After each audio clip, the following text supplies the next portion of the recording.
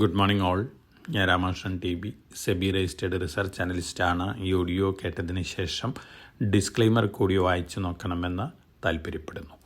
ഇന്നലെ ഗ്ലോബൽ മാർക്കറ്റുകളിൽ ഒരു മിക്സഡ് സെൻറ്റിമെൻ്റ് ആയിരുന്നു. അമേരിക്കയിലെ ഡൗ ജോൺസ് ഇൻഡെക്സ്, S&P 500 ഇൻഡെക്സുകൾ പുതിയ റെക്കോർഡ് ഹൈ ഹിറ്റ് ചെയ്തതിന് ശേഷം താഴെയാണ് ക്ലോസ് ചെയ്തിരിക്കുന്നത്.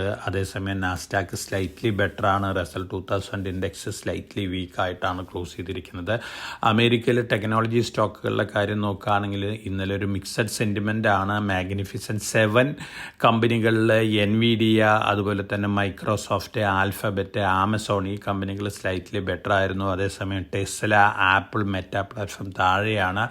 മൈക്രോൺ ചിപ്പ് മേക്കിംഗ് കമ്പനിയാണ് ഇന്നലെയും പുതിയ റെക്കോർഡ് ഹൈ ഹിറ്റ് ചെയ്ത് താഴെയാണ് ക്ലോസ് ചെയ്തിരിക്കുന്നത്. അമേരിക്കയിൽ നാളെയാണ് ട്രംപിൻ്റെ താരിഫിന് അഗൻസ്റ്റ് ആയിട്ട് സുപ്രീം കോടതിയുടെ വിധി വരുന്നത്.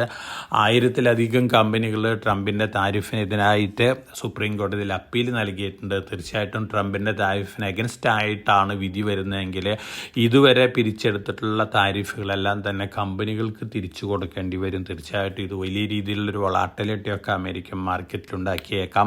അതേസമയം ജിയോ പൊളിറ്റിക്കൽ ടെൻഷൻ വലിയ രീതിയിൽ വഷളാവും എന്നുള്ള റിപ്പോർട്ടുകളുണ്ട്. അതുകൊണ്ട് തന്നെ ഗ്ലോബൽ മാർക്കറ്റുകൾ ഒരുപക്ഷെ ഒരു നെർവസ് സിറ്റുവേഷനിലേക്ക് മാറാനുള്ള സാധ്യതകളുണ്ട്.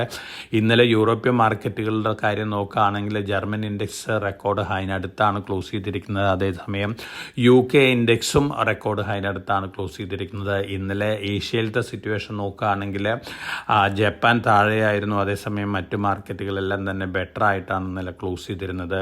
സൗത്ത് കൊറിയൻ ഇൻഡെക്സ് കോസ്പി ഇന്നലെ വീണ്ടും പുതിയ റെക്കോർഡ് ഹൈ ഹിറ്റ് ചെയ്ത് ആ റെക്കോർഡ് ഹൈയിലാണ് ക്ലോസ് ചെയ്തിരുന്നത്. ഇന്ന് മോർണിംഗിലും കോസ്പി പുതിയ റെക്കോർഡ് ഹൈ ഹിറ്റ് ചെയ്ത് റെക്കോർഡ് ഹൈനടുത്താണ് ട്രേഡ് ചെയ്യുന്നത്. സൗത്ത് കൊറിയയിലെ സാംസങ്, അതുപോലെ തന്നെ ഹൈനിക്സ് ഇത്തരത്തിലുള്ള ചിപ്പ് റിലേറ്റഡ് സ്റ്റോക്കുകൾ തന്നെയാണ് ഇന്നും റെക്കോർഡ് ഹൈ ഹിറ്റ് ചെയ്തുകൊണ്ട് റെക്കോർഡ് ഹൈയിൽ ട്രേഡ് ചെയ്യുന്നത്. ഇന്ത്യനെ സംബന്ധിച്ച് നോക്കുകയാണെങ്കിൽ ഇന്നലെ നല്ല വൊളാറ്റിലിറ്റി ആയിരുന്നു. വീക്കായിട്ടാണ് ഇന്നലെ ക്ലോസ് ചെയ്തിരുന്നത്. ഇന്ന് നമ്മൾ എക്സ്പെക്റ്റ് ചെയ്യുന്നത് വീണ്ടും വീക്ക് ഓപ്പണിംഗ് തന്നെയാണ്. വീക്ക് സെൻറ്റിമെൻറ്റിലേക്ക് മാർക്കറ്റ് മാറാനുള്ള സാധ്യതകളാണ്.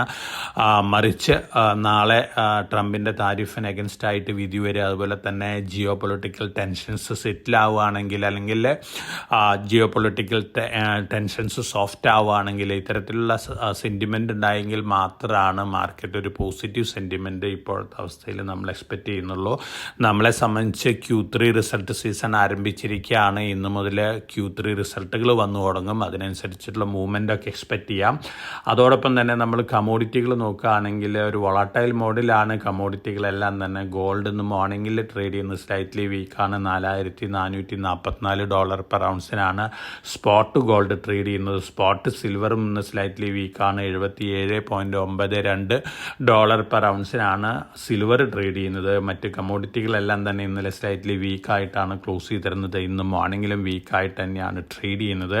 ഇന്ത്യൻ റുപ്പി ഇന്നലെ US ഡോളറിന് അഗൻസ്റ്റ് ആയിട്ട് സ്ലൈറ്റ്ലി ബെറ്റർ ആയിട്ടാണ് ക്ലോസ് ചെയ്തിരുന്നത്. 89.94 രൂപ പെർ ഡോളറിനാണ്. തീർച്ചയായിട്ടും ജിയോ പൊളിറ്റിക്കൽ ഇഷ്യൂസ് തന്നെയാണ് ഇപ്പോൾ മാർക്കറ്റിൽ ഒരു മേജറായിട്ടുള്ളൊരു ഇവൻ്റായിട്ട് മുന്നിട്ട് നിൽക്കുന്നത്. Q3 റിസൾട്ടുകളുണ്ട്. എന്നിരുന്നാലും ഇപ്പോൾ എല്ലാവരുടെയും അറ്റൻഷൻ ജിയോ പൊളിറ്റിക്കൽ ടെൻഷനിലേക്ക് മാറിയിരിക്കുകയാണ്. അതുകൊണ്ട് തന്നെ നല്ല രീതിയിലുള്ള റിസൾട്ടുകൾ വന്നാൽ പോലും ഏത് രീതിയിലാണ് മാർക്കറ്റ് റിയാക്ട് ചെയ്യാൻ പോകുന്നുള്ള കാര്യം നമുക്ക് കാത്തിരുന്ന് കാണേണ്ടി വരും. കാരണം അമേരിക്കയും റഷ്യയും ചൈനയും തമ്മിലുള്ള റിലേഷൻഷിപ്പ് വളരെ മോശമായിക്കൊണ്ടിരിക്കുകയാണ്. അൺഎക്സ്പെക്റ്റഡ് ആയിട്ട് എന്തെങ്കിലും ജിയോ പൊളിറ്റിക്കൽ ഇഷ്യൂസ് വരികയാണെങ്കിൽ തീർച്ചയായിട്ടും മാർക്കറ്റിൽ അതിൻ്റേതായ നെർവസ്നെസ് ഒക്കെ കാണാനുള്ള സാധ്യതകളുണ്ട്. ഫോറിൻ പോർട്ട്ഫോളിയോ ഇൻവെസ്റ്റേഴ്സ് ഇന്നലെ വീണ്ടും സെല്ലേഴ്സാണ്. 1527.71 കോടി രൂപയ്ക്കുള്ള സ്റ്റോക്കുകൾ അവർ വിറ്റിട്ടുണ്ട്. അതേസമയം ഡൊമസ്റ്റിക് ഫണ്ടുകൾ 2889.32 കോടി രൂപയ്ക്കുള്ള സ്റ്റോക്കുകൾ വാങ്ങിയിട്ടുണ്ട്.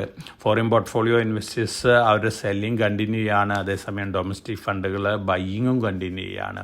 ഇതാണ് മാർക്കറ്റിനെ സംബന്ധിച്ച്, ഇന്ത്യൻ മാർക്കറ്റിനെ സംബന്ധിച്ച് സ്വല്പം ആശ്വാസം നൽകുന്ന കാര്യം. അതേസമയം ജിയോ പൊളിറ്റിക്കൽ ടെൻഷൻസ് വലിയ രീതിയിൽ വഷളാവുകയാണെങ്കിൽ തീർച്ചയായിട്ടും നമ്മുടെ മാർക്കറ്റിലും അതിൻ്റേതായ ഒരു നെഗറ്റീവ് ഇമ്പാക്റ്റ് കാണാനുള്ള സാധ്യതകളുണ്ട്. വളരെ കോഷ്യസ് ആയിട്ട് മാർക്കറ്റിൽ മൂവ് ചെയ്യുക.